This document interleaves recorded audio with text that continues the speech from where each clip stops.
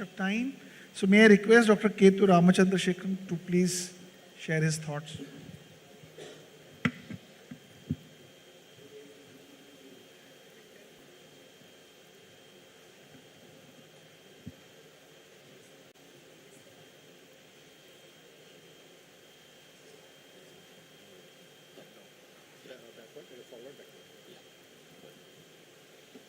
At the outset, let me thank AIU for this opportunity and also including the discussion on IKS, which involves some of the greatest minds, and also JIS for the excellent hospitality and for all the volunteers.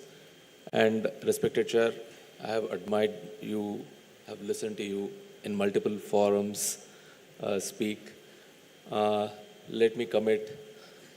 I am not a Kashmiri by birth, but I hold myself a Kashmiri because of my conviction in the Pratyavijna, the theory that, or the practice that I have inculcated in my life.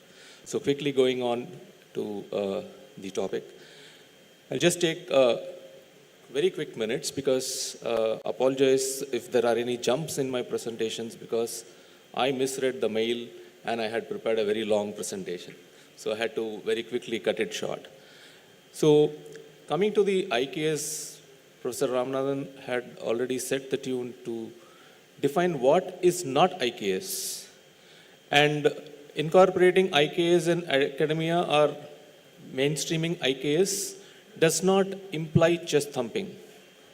It is something that needs to be understood, that IKS is understanding the systemic thinking which is embedded in the Indian knowledge traditions. And in Indian knowledge traditions, when we speak, it is a literary traditions, there are oral traditions, there are practices, and let me, for the sake of convenience, include even the indigenous traditions under the purview of IKS. So what does it do or what can it do? So for a preamble, let's know the World Economic Forum had done this research. Most of the Honorable Vice Chancellors would know about this. This is all available on the WEF website. It was a 15-year research program. And at the end, the conclusion was that the skills that are imparted or that needs to be imparted in any education in order to be economically viable, they are classified under three categories: the foundational literacies, the competencies, and the character qualities.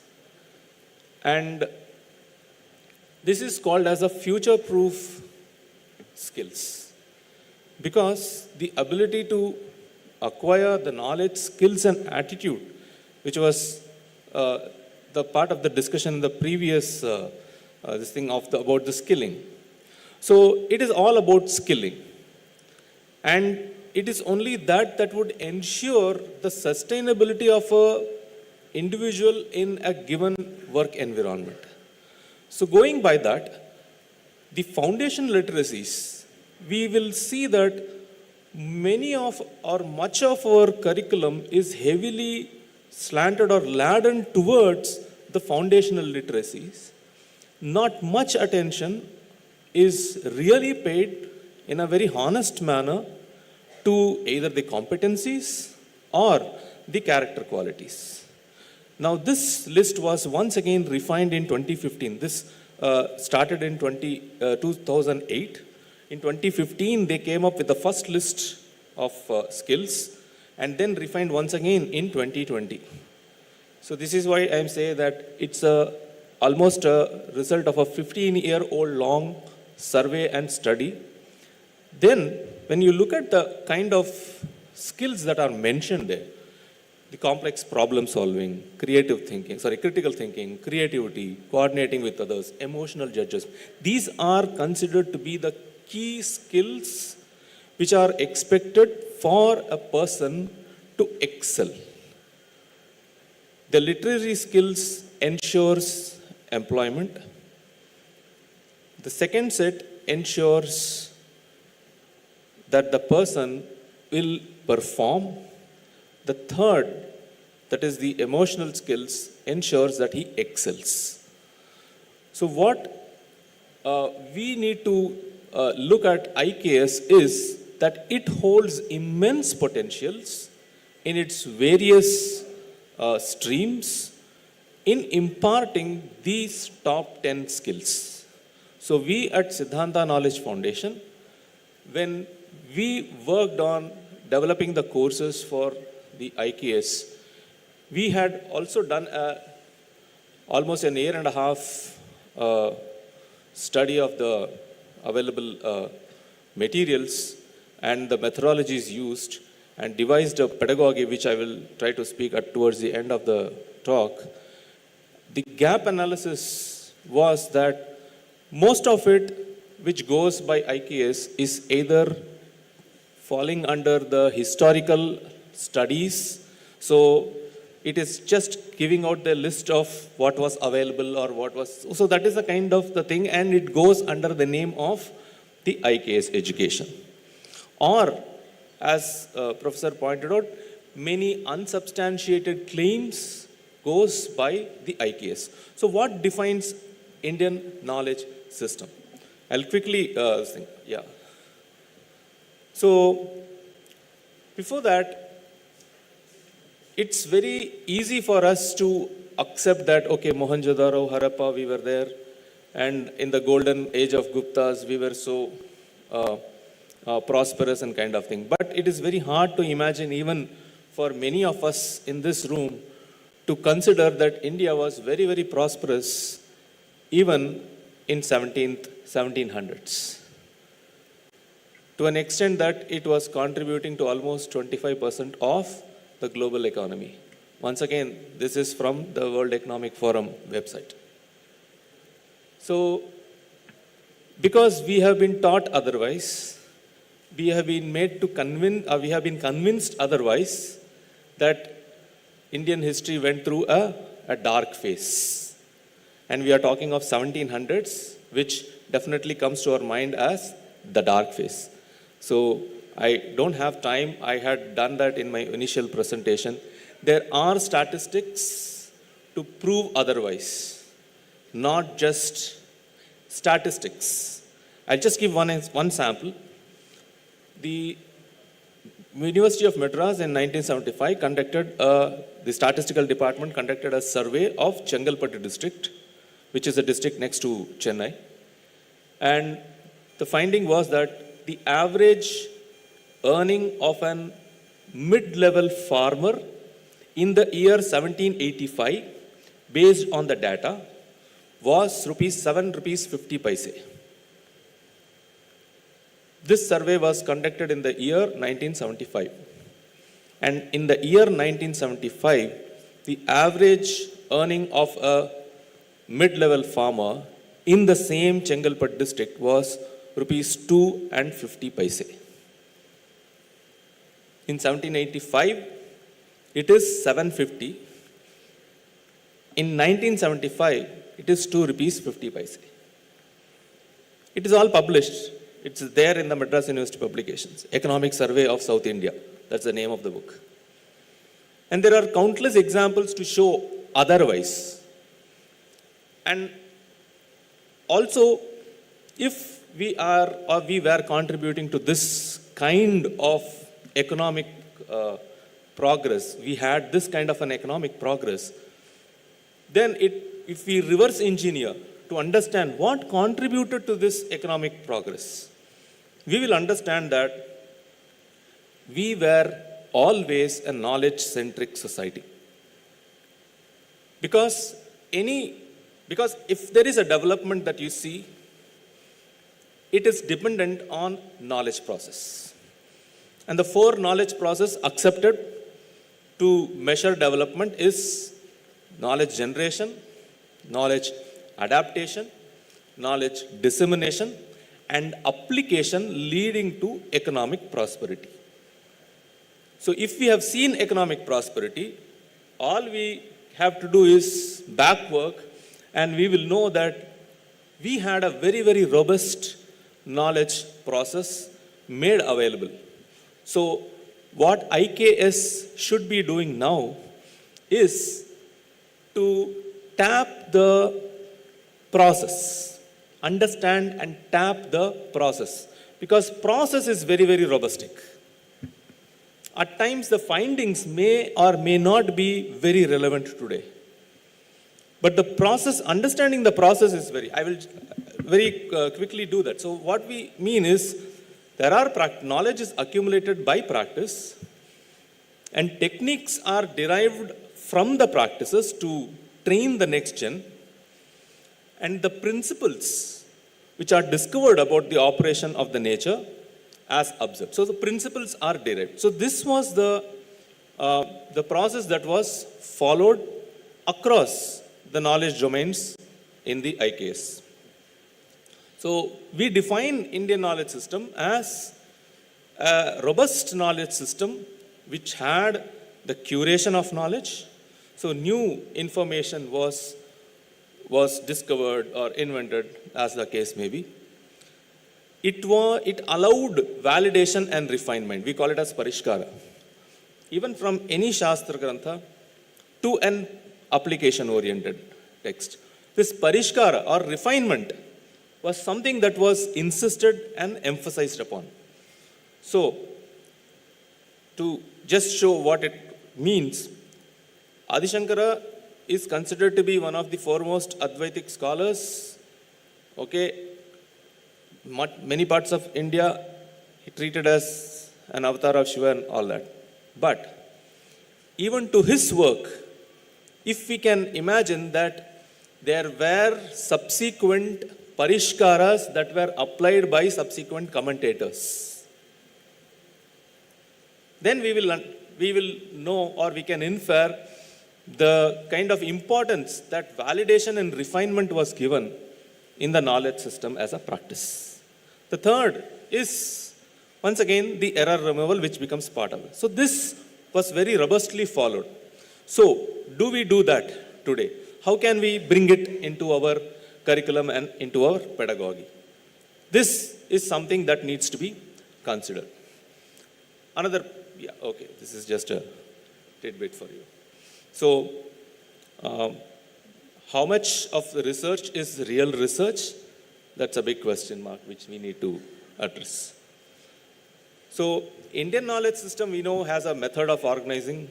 It has a unique approach to explanation, to pursue specific goals for organizing and explaining. And this is something which is known as paribhasha, accepted in a particular. So, it's more like a technical thing. So, and knowledge, this is what we call as the Shastra. So, Shastra is not some text written for the study in a particular or amongst a particular group. When something has these unique or distinct characteristics, then that knowledge system alone was referred by the word Shastra.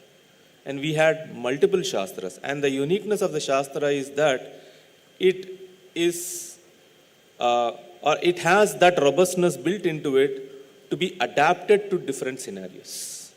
So it is this adaptation that has to be part of IKS. Yeah, and I'll just go through. So we know this is the problem that we are all aware of. And this comes from, once again, I will refer to Professor Ramanathan's presentation, the difference between eco and ego. All this is the kind of thinking where the nature is seen as a commodity to be exploited, commodity to be used, which is flowing from a specific knowledge system episteme.